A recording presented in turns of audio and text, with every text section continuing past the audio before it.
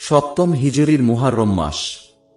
হুদায়বিয়া থেকে মদিনায় ফেরার মাসাধিক কাল পরে এটাই ছিল রাসূল সাল্লাল্লাহু আলাইহি ওয়াসাল্লাম এর প্রথম যুদ্ধ, যা খায়বর যুদ্ধে গমনের মাত্র ৩ দিন পূর্বে সংঘটিত হয়। বনু গাত্তফানের ফাজারাহ গোত্রের আব্দুর রহমান আল ফাজারির নেতৃত্বে একটি ডাকাত দল মদিনায় এসে রাসূল সাল্লাল্লাহু আলাইহি ওয়াসাল্লাম এর রাখালদের হত্যা করে চারণভূমি থেকে তাঁর উটগুলি লুট করে নিয়ে যায়।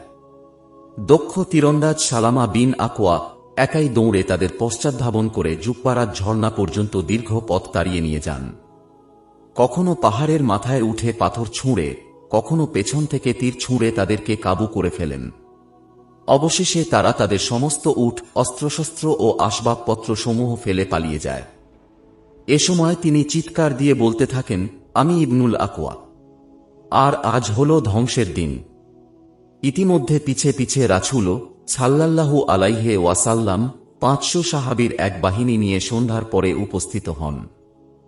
ডাকাত দলের নেতা আব্দুর রহমানের নিক্ষিপ্ত বর্ষার আঘাতে সাহাবী আকরাম শহীদ হন।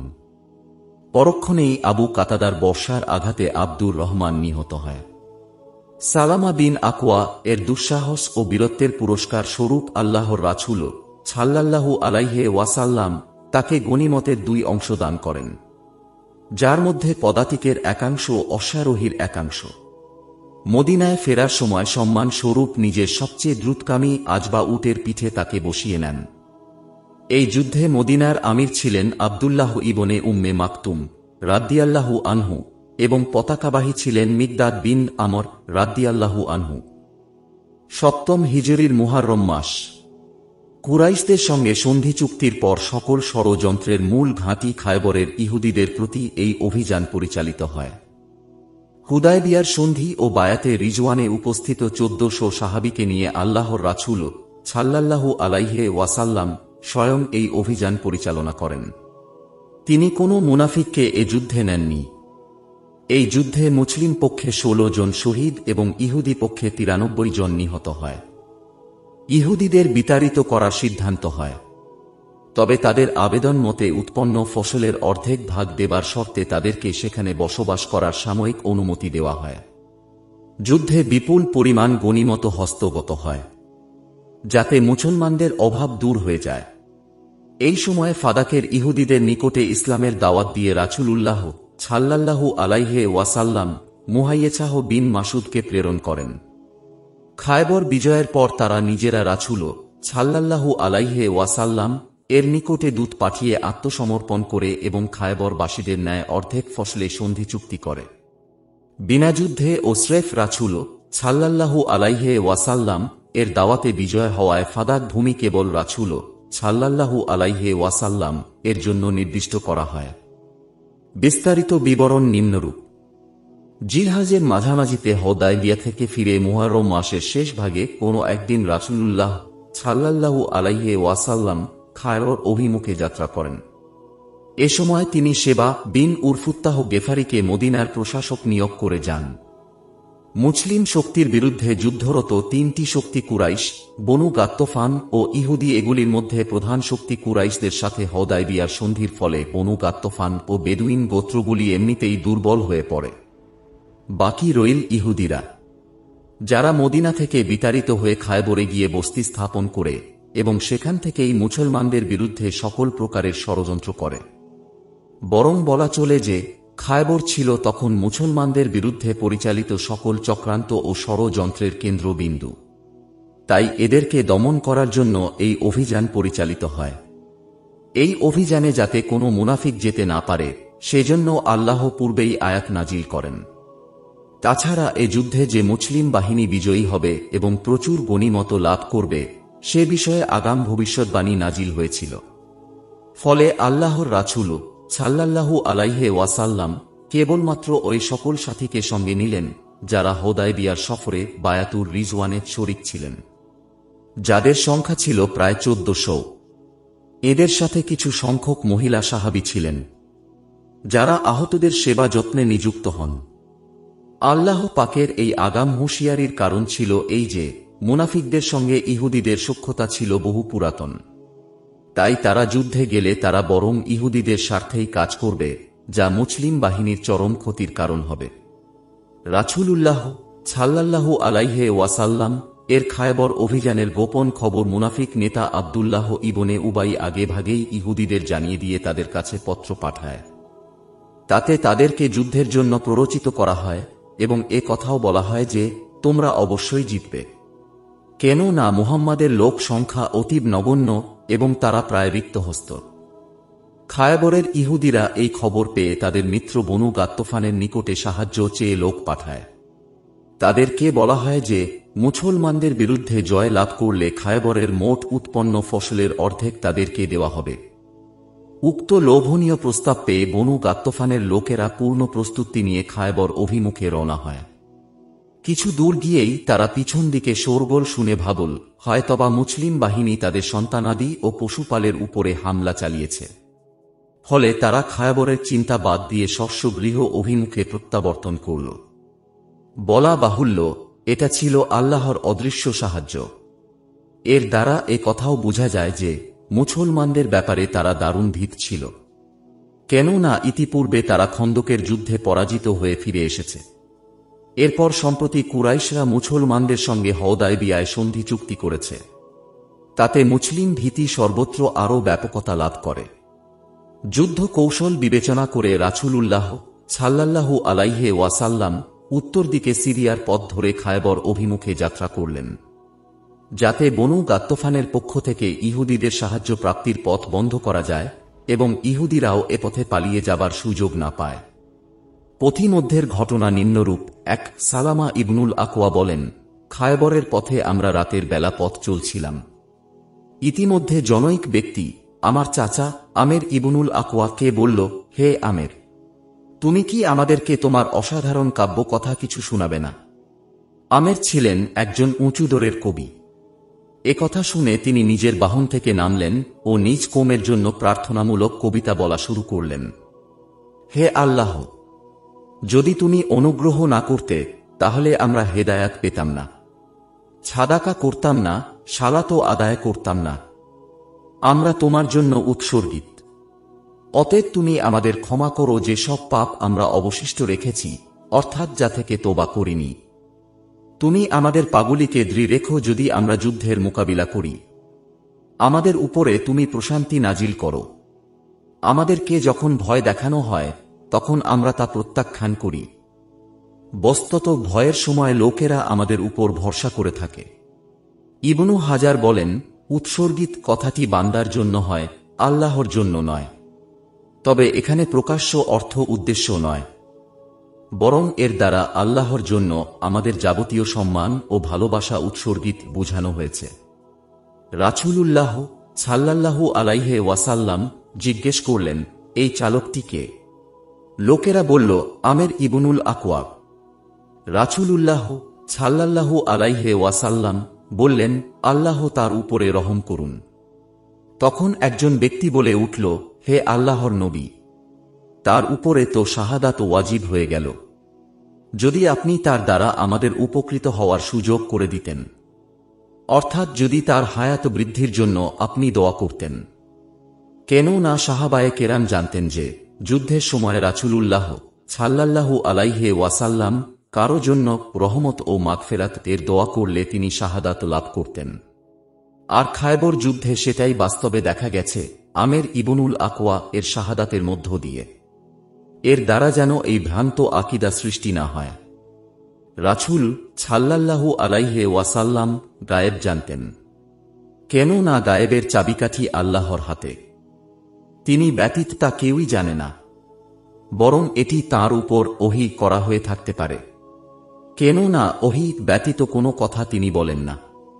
দুই পথিমধ্যেও একটি উপত্যকা অতিক্রম করার সময় সাহাবীগণ জোরে জোরে তাকবীর দিতে থাকেন, আল্লাহু আকবর, আল্লাহু আকবর, লা ইলাহা ইল্লাল্লাহ।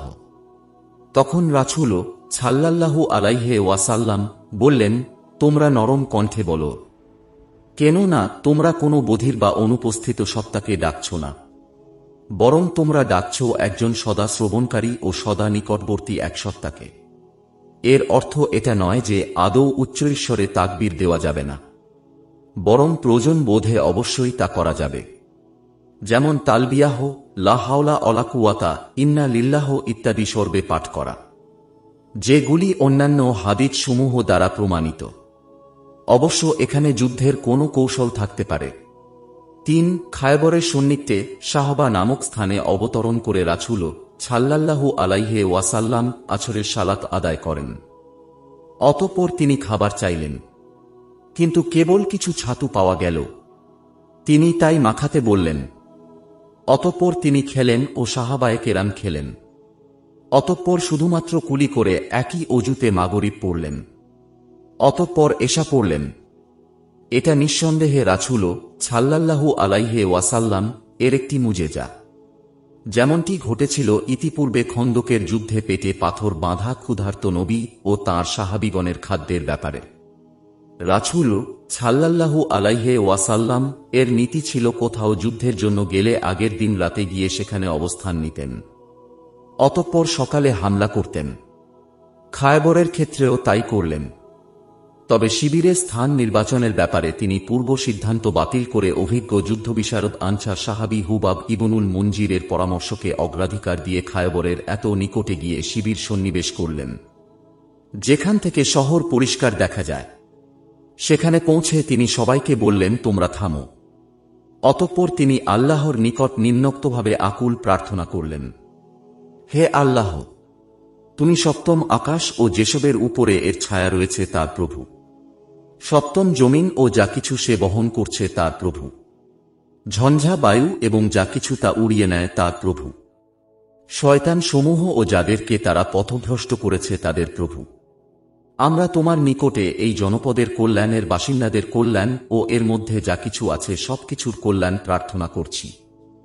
আমরা তোমার নিকটে আশ্রয় প্রার্থনা করছি এই জনপদের অনিষ্টতা হতে, এর বাসিন্দাদের অনিষ্টতা হতে এবং এর মধ্যে যা কিছু আছে সবকিছুর অনিষ্টতা হতে। অতঃপর সৈন্যদের উদ্দেশ্য বললেন, আগে বারো আল্লাহর নামে। অতঃপর খায়বরের সীমানায় প্রবেশ করে শিবির সন্নিবেশ করলেন।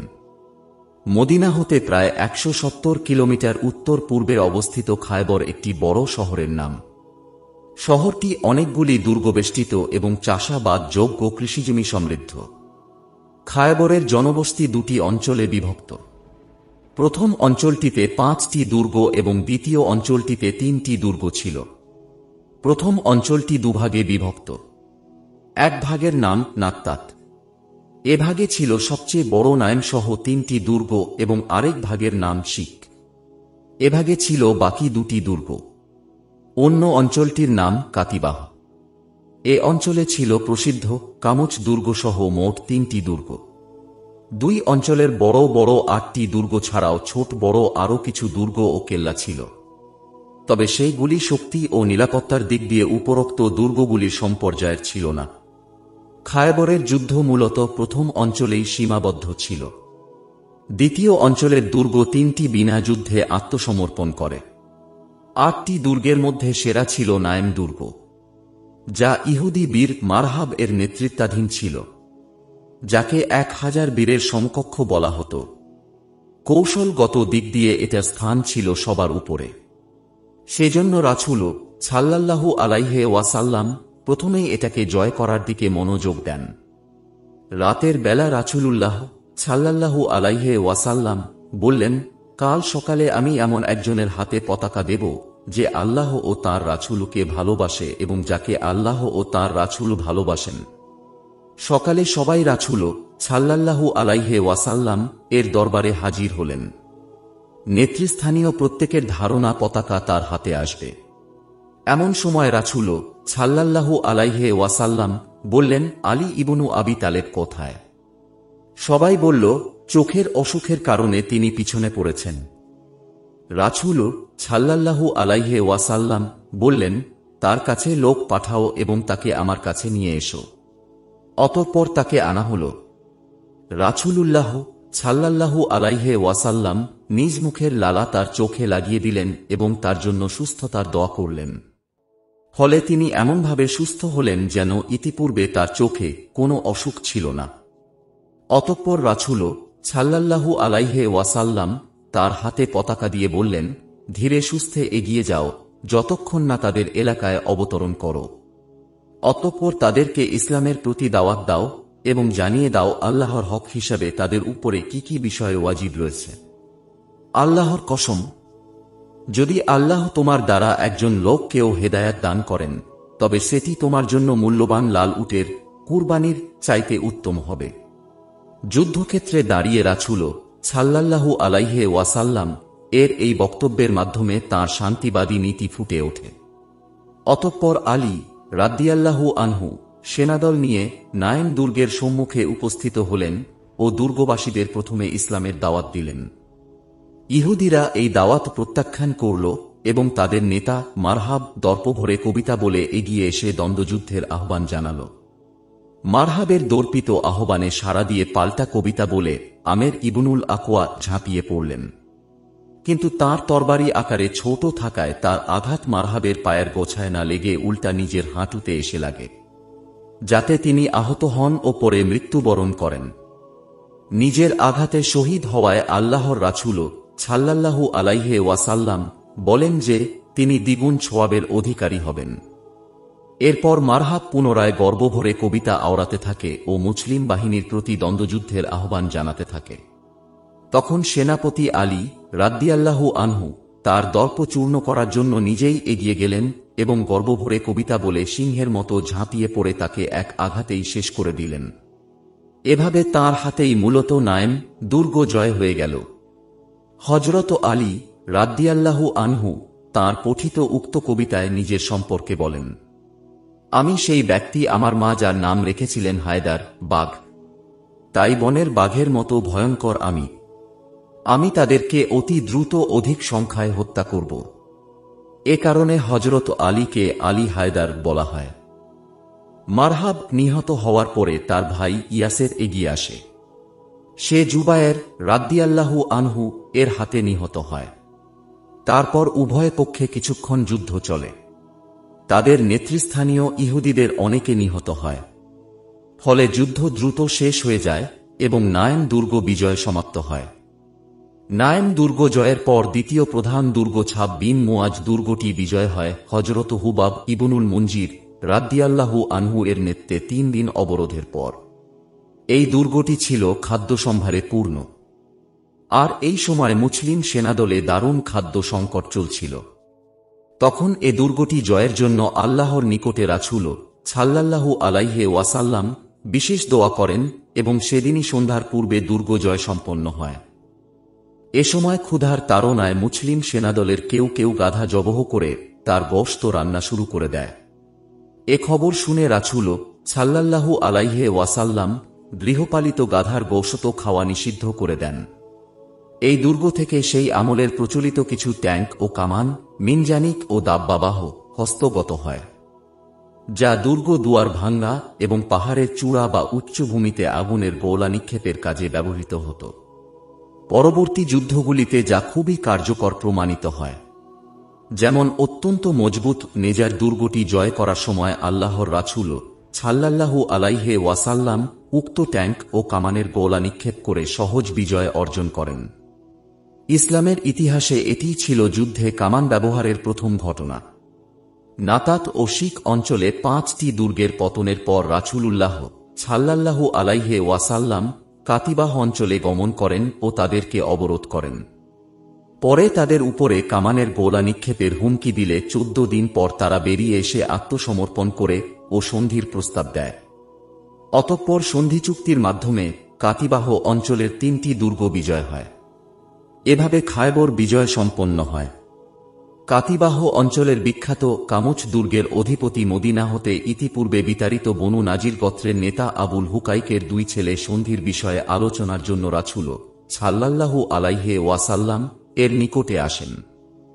আলোচনায় স্থির হয় যে দুর্গের মধ্যে যারা আছে তাদের সবাইকে মুক্তি দেওয়া হবে। তাদের সোনা রূপাসহ অন্যান্য সকল সম্পদ মুসলিম বাহিনীর অধিকারভুক্ত হবে। ইহুদিরা সপরিবারে দুর্গ ত্যাগ করে চলে যাবে। সুনানে আবু দাউদের বর্ণনায় এসেছে যে নিজ নিজ বাহনের উপরে যতটুকু মালামাল নেওয়া সম্ভব ততটুক নেওয়ার অনুমতি তাদেরকে দেওয়া হয়। কেউ কিছু লুকালে সে ব্যাপারে কোনো দায়িত্ব বা কোনো চুক্তি থাকবে না।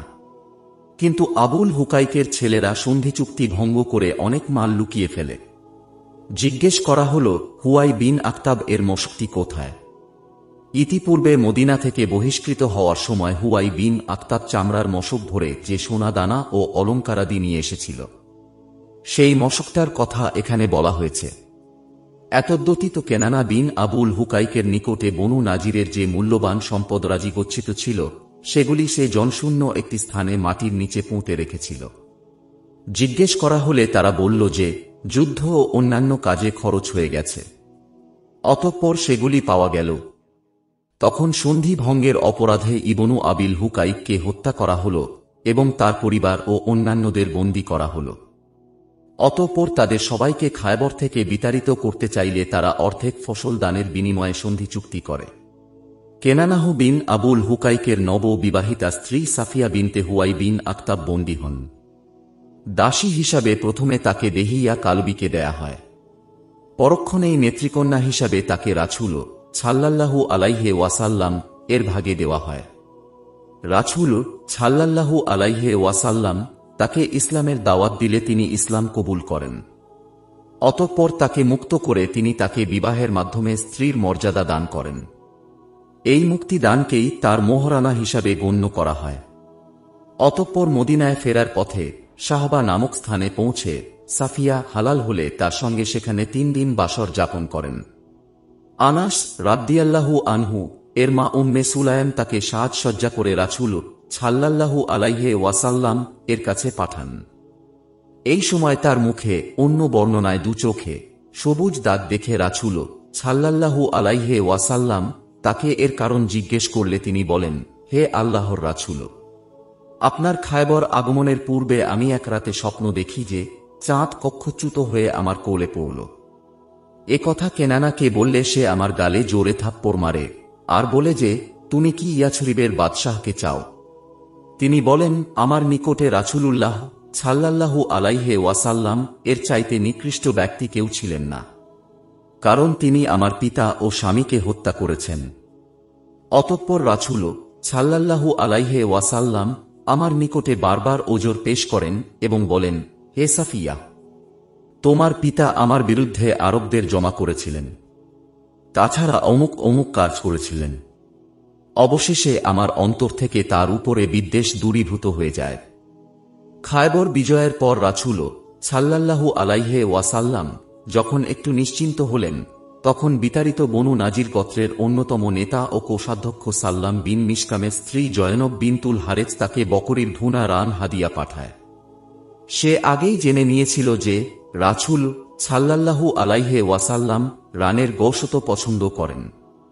এজন্য উক্ত মহিলা উক্ত রানে ভালোভাবে বিষ মাখিয়ে দিয়েছিল। রাসূল সাল্লাল্লাহু আলাইহি ওয়াসাল্লাম গোশতের কিছু অংশ চিবিয়ে ফেলে দেন, গিলেননি। অতঃপর বলেন, এই হাড্ডি আমাকে বলছে যে সে বিষ মিশ্রিত। রাসূলুল্লাহ সাল্লাল্লাহু আলাইহি ওয়াসাল্লাম তখন উক্ত মহিলাকে ডেকে জিজ্ঞেস করলে সে কৈফিয়ত দিয়ে বলল, এর দ্বারা আমার উদ্দেশ্য ছিল এই যে, যদি এই ব্যক্তি বাদশাহ হন তাহলে আমরা তার থেকে নিষ্কৃতি পাব, আর যদি নবী হন তাহলে তাকে বিষয়টি জানিয়ে দেওয়া হবে। অন্য বর্ণনায় এসেছে, আমরা চেয়েছিলাম যদি আপনি মিথ্যাবাদী হন তাহলে আমরা নিষ্কৃতি পাব, আর যদি আপনি নবী হন তাহলে এ বিষ আপনার কোনো ক্ষতি করবে না। তখন রাসূল সাল্লাল্লাহু আলাইহি ওয়াসাল্লাম তাকে ক্ষমা করে দেন, কিন্তু সাথী বিশর বিন বারা বিন মারুর এক টুকরা চিবিয়ে খেয়ে ফেলেছিলেন, যাতে তিনি মারা যান। ফলে তার বদলা স্বরূপ ওই মহিলাকে হত্যা করা হয়।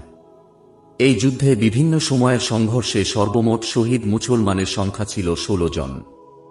তন্মধ্যে 4 জন কুরাইশ, 1 জন আশজার গোত্রের, 1 জন আসলাম গোত্রের, 1 জন খায়বরবাসী ও বাকি 9 জন ছিলেন আনসার। তবে 16 জনের স্থলে 18 বা 19 হতে 23 মর্মে মতভেদ রয়েছে। ইহুদি পক্ষে মোট 93 জন নিহত হয়। রাসূলুল্লাহ সাল্লাল্লাহু আলাইহি ওয়াসাল্লাম ইহুদিদেরকে মদিনার ন্যায় খায়বর হতেও নির্মূল করতে চেয়েছিলেন এবং সে মতে কাতিবাহর ইহুদিরা সবকিছু ফেলে চলে যেতে রাজিও হয়েছিল। কিন্তু ইহুদি নেতারা এক পর্যায়ে রাসূল সাল্লাল্লাহু আলাইহি ওয়াসাল্লাম এর নিকটে আবেদন করল যে, আমাদের এখানে থাকতে দেওয়া হোক, আমরা এখানকার জমি জমা দেখাশোনা ও চাষাবাদ করব, আপনাদেরকে ফসলের অর্ধেক ভাগ দেব। এখানকার মাটি সম্পর্কে আমাদের অভিজ্ঞতা আপনাদের চেয়ে বেশি রয়েছে।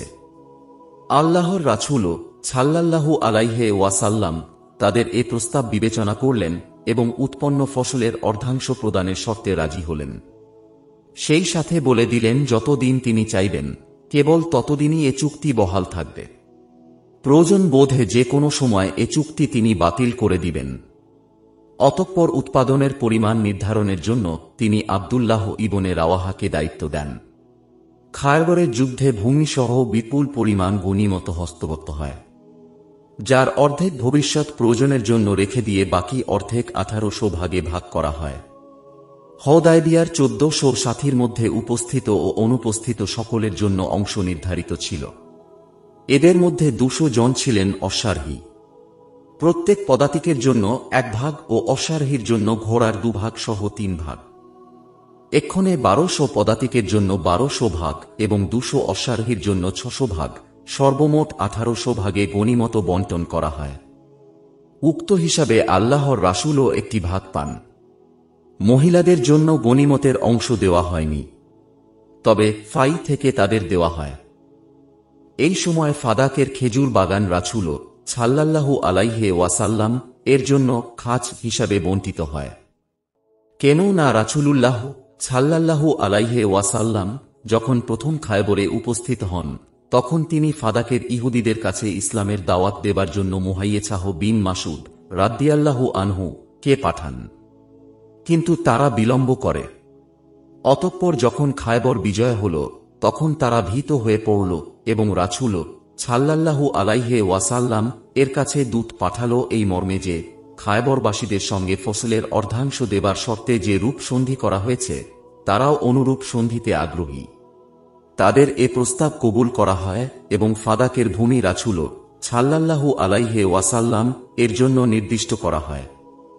কেননা এই ভূমি জয় করতে কোনো রূপ যুদ্ধের প্রয়োজন হয়নি, কেবলমাত্র রাসূল সাল্লাল্লাহু আলাইহি ওয়াসাল্লাম এর দাওয়াতের মাধ্যমে তা বিজয় হয়েছিল। উল্লেখ্য যে এই ফাদাকের খেজুর বাগানের উত্তরাধিকার প্রশ্নেই রাসূল সাল্লাল্লাহু আলাইহি ওয়াসাল্লাম এর মৃত্যুর পরে খলিফা আবু বকরের সঙ্গে হযরত ফাতেমা ও আলী রাদিয়াল্লাহু আনহু এর বিরোধ হয়। হাদিসটি ছিল, আমরা নবীরা আমাদের সম্পদের উত্তরাধিকারী কেউ হয় না। যা কিছু আমরা ছেড়ে যাই সবই ছাতকা হয়ে যায়। তিনি বলেন, নবীগণ কোনো দিনার বা দিরহাম রেখে যান না, তাঁরা রেখে যান কেবল ইলম।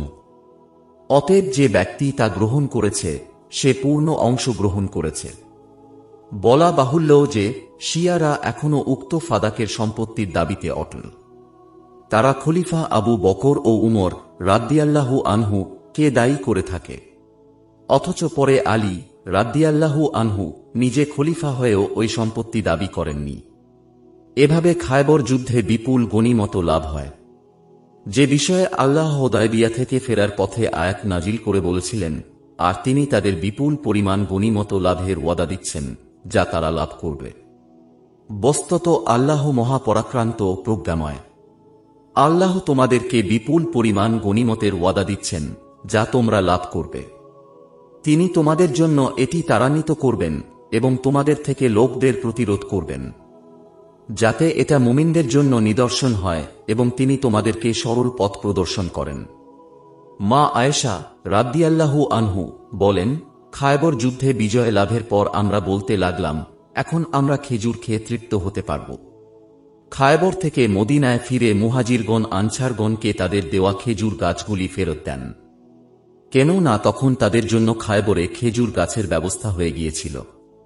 এ সময় জাফর, আবু মুছা আশারি ও আবু হুরায়রা রাদিয়াল্লাহু আনহু খায়বরে আগমন করেন, ফলে উক্ত গনীমতে তাদেরকেও শরীক করা হয়। আবু হুরায়রা রাদিয়াল্লাহু আনহু মুসলমান হয়ে মদিনায় যান, অতঃপর সেখান থেকে খায়বর আসেন। তখন যুদ্ধ শেষ হয়ে গেছে। উক্ত গনীমতে জাফর বিন আবু তালিব ও আবু মুছা আশারি সহ হাবশা হতে সদ্য আগত সাহাবীগণকেও শরীক করা হয়, যাদের সংখ্যা ছিল 16 জন।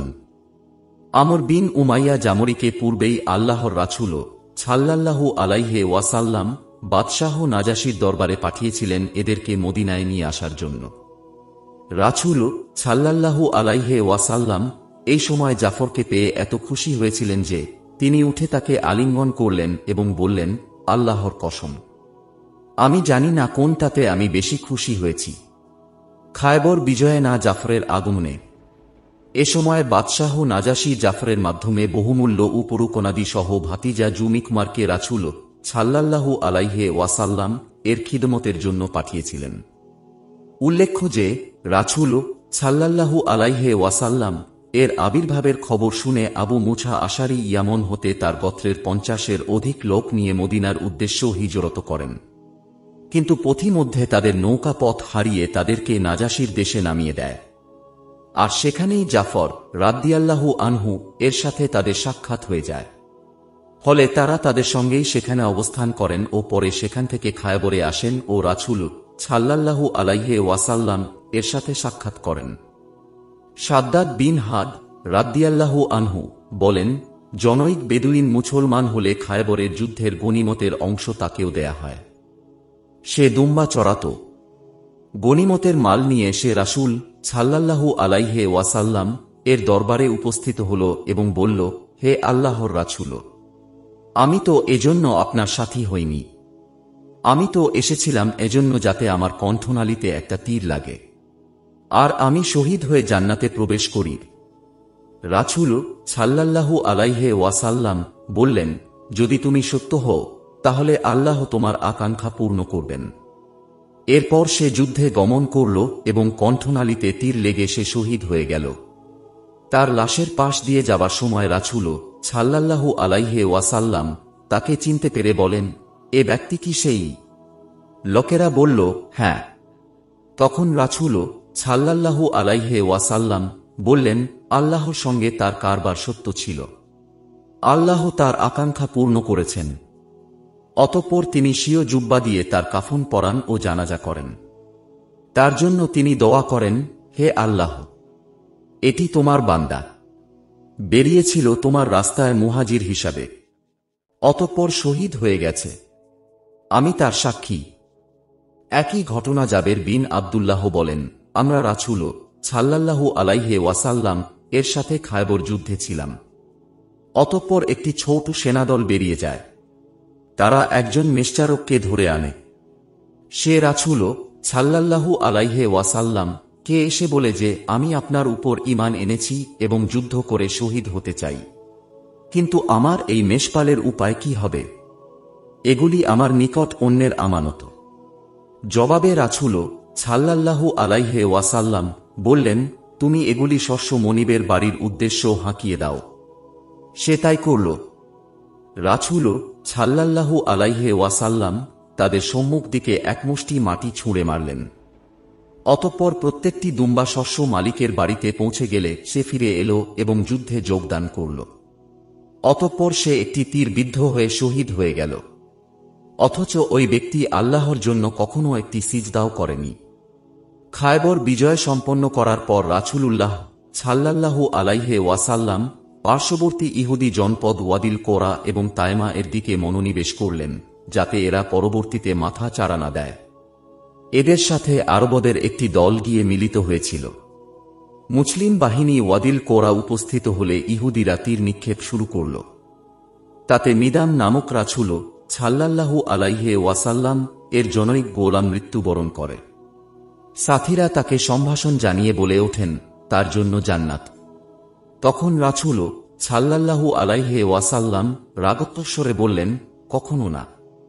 সেই সত্তার কসম, যার হাতে আমার জীবন, এই ব্যক্তি খায়বরের দিন গনিমত বন্টনের পূর্বেই তা থেকে একটা চাদর নিয়েছিল। সে চাদর এখন তার উপরে অবশ্যই আগুন হয়ে জ্বলবে। এ কথা শুনে কেউ জুতার একটি ফিতা বা দুটি ফিতা যা গোপনে নিয়েছিল সব এনে রাসূল সাল্লাল্লাহু আলাইহি ওয়াসাল্লাম এর নিকটে জমা দিল। রাসূল সাল্লাল্লাহু আলাইহি ওয়াসাল্লাম বললেন, এ ফিতা ছিল আগুনের। এরপর ইহুদিদের নিকটে আল্লাহর রাসূল সাল্লাল্লাহু আলাইহি ওয়াসাল্লাম ইসলামের দাওয়াত দিলেন। তারা যথারীতি দাওয়াত প্রত্যাখ্যান করল। তাদের মধ্য হতে একজন এসে দ্বৈতযুদ্ধে আহ্বান করল। তখন রাসূল সাল্লাল্লাহু আলাইহি ওয়াসাল্লাম এর পক্ষে জুবায়ের ইবনুল আওয়াম গিয়ে তাকে খতম করে দেন। এইভাবে তাদের 11 জন পরপর নিহত হয়। প্রতিবারে দ্বৈতযুদ্ধের পূর্বে আল্লাহর রাসূল সাল্লাল্লাহু আলাইহি ওয়াসাল্লাম তাদেরকে ইসলাম কবুলের আহ্বান জানাতেন, কিন্তু তারা অহংকার বশে বারবার তা প্রত্যাখ্যান করত। এভাবে একদিন গত হল। পরদিন রাসূল সাল্লাল্লাহু আলাইহি ওয়াসাল্লাম আবার গিয়ে তাদের দাওয়াত দিলেন। তখন তারা আত্মসমর্পণ করে এবং বহু গনিমত হস্তগত হয়, যা সাহাবীগণের মধ্যে বণ্টিত হয়। তবে জমি জমা ও খেজুর বাগান ইহুদিদের নিকটে অর্ধাংশের বিনিময়ে রেখে দেওয়া হয়, যেমন খায়বরবাসীদের সাথে চুক্তি করা হয়েছিল। খায়বর ও ওয়াদিল কোরার ইহুদিদের শোচনীয় পরাজয়ের খবর জানতে পেরে তায়মার ইহুদিরা শক্তি প্রদর্শনের চিন্তা বাদ দিয়ে সরাসরি রাসূল সাল্লাল্লাহু আলাইহি ওয়াসাল্লাম এর সাথে সন্ধি চুক্তি করে। এ দলিল লিখিত হল আল্লাহর রাসূল মুহাম্মাদের পক্ষ হতে বনু গাদিয়ার জন্য। তাদের জন্য রইল আমাদের জিম্মাদারি এবং তাদের উপরে রইল জিজিয়া। কোনো শত্রুতা নয়, কোনো বিতাড়ন নয়। তাদের রাত্রি ও দিন হবে নিরাপদ। চুক্তিনামাটি লিপিবদ্ধ করেন খালেদ ইবনু সাইদ রাদিয়াল্লাহু আনহু। চুক্তির ভাষা ও বক্তব্য অতীব চমৎকার ও সারগর্ভ, যা অনন্য ও অভূতপূর্ব। খালেদ বিন সাইদ ইবনুল আচ উমুভি ছিলেন চতুর্থ অথবা পঞ্চম মুসলিম, যিনি স্বপ্নে দেখেন যে তার পিতা তাকে অগ্নিকুণ্ডে নিক্ষেপ করছেন এবং রাসূল সাল্লাল্লাহু আলাইহি ওয়াসাল্লাম তাকে দুহাত ধরে সেখান থেকে উদ্ধার করেন। এ স্বপ্ন দেখে পরদিন তিনি আবু বকরের নিকটে চলে আসেন এবং বলেন, মুহাম্মদ অবশ্যই আল্লাহর রাসূল। অতঃপর তিনি ইসলাম কবুল করেন। এ খবর জানতে পেরে তার পিতা তার খানা পিনা বন্ধ করে দেন এবং তার ভাইদেরকে তার সাথে কথাবার্তা নিষিদ্ধ করে দেন। ফলে তিনি স্ত্রীসহ হাবশায় হিজরত করেন। সেখান থেকে জাফর বিন আবু তালিবের সাথে খায়বরে এসে রাসূল সাল্লাল্লাহু আলাইহি ওয়াসাল্লাম এর সাথে মিলিত হন। আবু বকর রাদিয়াল্লাহু আনহু এর খেলাফতের শেষ দিকে আজনাদায়ান এর যুদ্ধে তিনি শহীদ হন। তায়মাবাসী ইহুদিদের সঙ্গে সন্ধি চুক্তি সম্পাদনের পর রাসূলুল্লাহ সাল্লাল্লাহু আলাইহি ওয়াসাল্লাম মদিনার উদ্দেশ্যে রওনা করেন। পথিমধ্যে এক স্থানে শেষ রাত্রিতে যাত্রা বিরতি করেন ও বেলালকে পাহারায় নিযুক্ত করে বলেন, রাত্রিতে আমাদের দিকে খেয়াল রেখো, অর্থাৎ ফজরে জাগিয়ে দিও। কিন্তু বেলালের চোখেও ঘুম চেপে গেল। ফলে সকালের রোদ গায়ে লাগলেও কারো ঘুম ভাঙ্গেনি। রাসূল সাল্লাল্লাহু আলাইহি ওয়াসাল্লাম সর্বপ্রথম ঘুম থেকে ওঠেন। অতঃপর ওই উপত্যকা ছেড়ে কিছু দূর গিয়ে সবাইকে নিয়ে ফজর পড়েন। অতঃপর তিনি বলেন, যে ব্যক্তি সালাত ভুলে যাবে সে যেন স্মরণ হওয়ার পরে সেটা পড়ে। কেন না আল্লাহ বলেন, তোমরা আমার স্মরণে সালাত কায়েম করো। অতঃপর সপ্তম হিজরির সফর মাসের শেষ ভাগে অথবা রবিউল আওয়াল মাসে আল্লাহর রাসূল সাল্লাল্লাহু আলাইহি ওয়াসাল্লাম মাসাধিককাল পর মদিনায় প্রত্যাবর্তন করেন। সপ্তম হিজরির মুহররম মাস। খায়বর যুদ্ধের পর রাসূল সাল্লাল্লাহু আলাইহি ওয়াসাল্লাম এখানকার ইহুদিদের প্রতি গমন করেন। দিনভর যুদ্ধে মুসলিম পক্ষে রাসূল সাল্লাল্লাহু আলাইহি ওয়াসাল্লাম এর একজন গোলাম এবং ইহুদি পক্ষে 11 জন নিহত হয়। বিপুল গনিমত লাভ হয়। ইহুদিরা সন্ধি করে এবং চাষের জমিগুলি তাদের হাতে ছেড়ে দেওয়া হয় উৎপন্ন ফসলের অর্ধাংশ দেওয়ার শর্তে, যেভাবে খায়বরে করা হয়েছিল। ফাদাক ও তায়ামার ইহুদিরা বিনা যুদ্ধে আত্মসমর্পণ করে ও সন্ধি চুক্তি সম্পাদন করে। সপ্তম হিজরির সফর মাস। মদিনার আশপাশের লুটেরা বেদুইনদের ভীতি প্রদর্শনের উদ্দেশ্য আবান বিন সাইদের নেতে নাজদের দিকে এই অভিযান প্রেরিত হয় এবং যথাসময়ে তারা অভিযান সফল করে ফিরে আসেন এবং খায়বরে রাসূল সাল্লাল্লাহু আলাইহি ওয়াসাল্লাম এর সাথে মিলিত হন। সপ্তম হিজরির রবিউল আওয়াল মাস। এই যুদ্ধে মদিনার আমির নিযুক্ত হন আবু জার গিফারি রাদিয়াল্লাহু আনহু। মতান্তরে উসমান বিন আফফান রাদিয়াল্লাহু আনহু। ইবনু হিশাম ইবনুল কাইম সহ প্রায় সকল জীবনীকার এই যুদ্ধকে চতুর্থ হিজরির ঘটনা বলেছেন, কিন্তু আবু মুছা আশারি ও আবু হুরায়রা রাদিয়াল্লাহু আনহু এর অংশগ্রহণের কারণে সর্বাধিক ধারণা মতে এটি সপ্তম হিজরির রবিউল আওয়াল মাসে সংঘটিত হয়েছে বলেই প্রতীয়মান হয়। কেন না তারা সপ্তম হিজরির মুহররম সফর মাসে সংঘটিত খায়বর যুদ্ধের সময় মুসলমান হয়ে রাসূল সাল্লাল্লাহু আলাইহি ওয়াসাল্লাম এর সাথে খায়বরে সর্বপ্রথম সাক্ষাৎ করেন। এই যুদ্ধকে গাজওয়া নাজদ, গাজওয়া বনু মুহারিব ও বনু ছালাবাহ বিন গাত্তফানও বলা হয়ে থাকে। খন্দকের যুদ্ধে শত্রুদের তিনটি প্রধান পক্ষের দুটি অর্থাৎ কুরাইশ ও ইহুদি পক্ষকে দমন করার পর তৃতীয় শক্তি নাজদের বনু গাতফানের দিকে এই অভিযান প্রেরিত হয়, যারা প্রায়ই মদিনার উপকণ্ঠে ডাকাতি ও লুটতরাজ করত। এদের কোনো স্থায়ী জনপদ বা দুর্গ ছিল না, এরা ছিল সুযোগ সন্ধানী ডাকাত দল। তাই মক্কা ও খায়বরবাসীদের ন্যায় এদের দমন করা সহজ ছিল না। ফলে এদের বিক্ষিপ্ত সন্ত্রাসী কর্মকাণ্ডসমূহ প্রতিহত করার জন্য অনুরূপ আকস্মিক হামলাসমূহ পরিচালনা করার প্রয়োজন ছিল। সে মুক্তে খায়বর বিজয় সম্পন্ন করার পর রাসূলুল্লাহ সাল্লাল্লাহু আলাইহি ওয়াসাল্লাম 400 অথবা 700 সাথী নিয়ে এর উদ্দেশ্য রওনা হন। আনমার অথবা বনু গাতফানের ছালাবাহ ও মুহারিব গোত্রের লোকেরা একত্রিত হয়ে যুদ্ধের প্রস্তুতি নিচ্ছে মর্মে সংবাদ পেয়ে তিনি অগ্রসর হন এবং নাখল নামক স্থানে তাদের মুখোমুখি হন। কিন্তু তারা ছত্রভঙ্গ হয়ে পালিয়ে যায়। আবু মুছা আশারি বলেন, আমাদের 6 জনের জন্য মাত্র একটি উট ছিল, যা আমরা পালাক্রমে সওয়ার হচ্ছিলাম। এ কারণে আমাদের পা সমূহ আহত হয় ও আমার নখ ঝরে পড়ে। ফলে আমরা ছেঁড়া কাপড় দিয়ে পায়ে পট্টি বাঁধি। এ কারণ এ যুদ্ধের নাম হয় জাতুর রিকা বা ছেঁড়া পট্টির যুদ্ধ।